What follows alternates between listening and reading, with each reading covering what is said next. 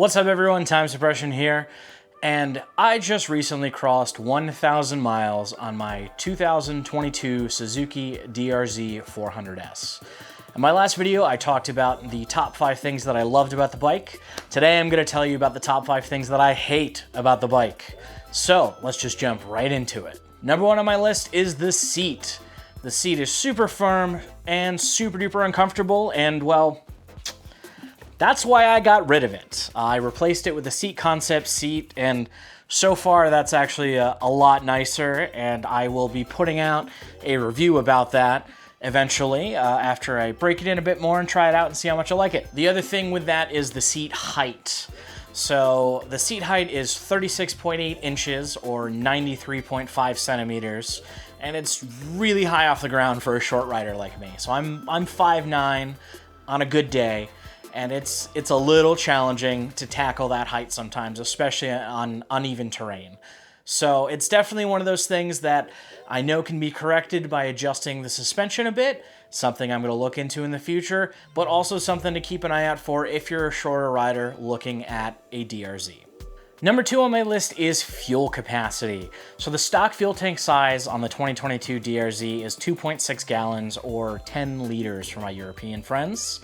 Gives you roughly 70 to 100 miles or 112 to 160 kilometers.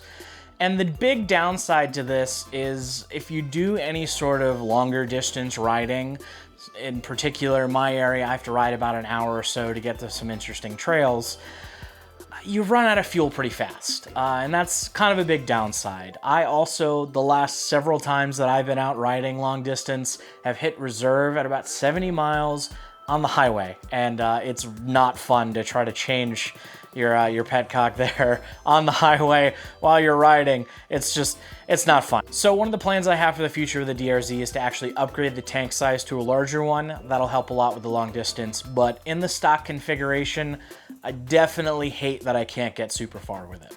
Number 3 on the list is the throttle response. So it tends to be kind of jerky, not very smooth, especially in first gear.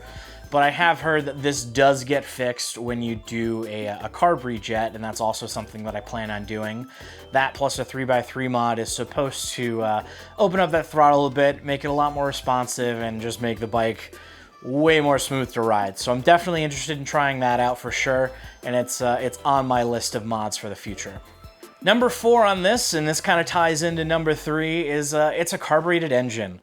Not many bikes, in fact, I think this may be one of the last ones on the market that's still being manufactured to have a carbureted engine.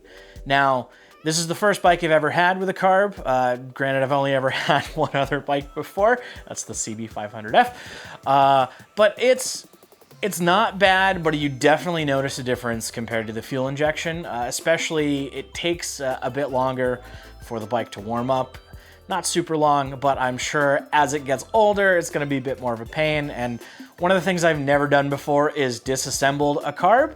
So that'll be interesting when it comes time to actually like clean it out and do the whole rejetting and everything. So we'll see how that goes. But yes, I definitely dislike that it's a carbureted engine. Number 5 on my list is everything vibrates loose. And I mean everything.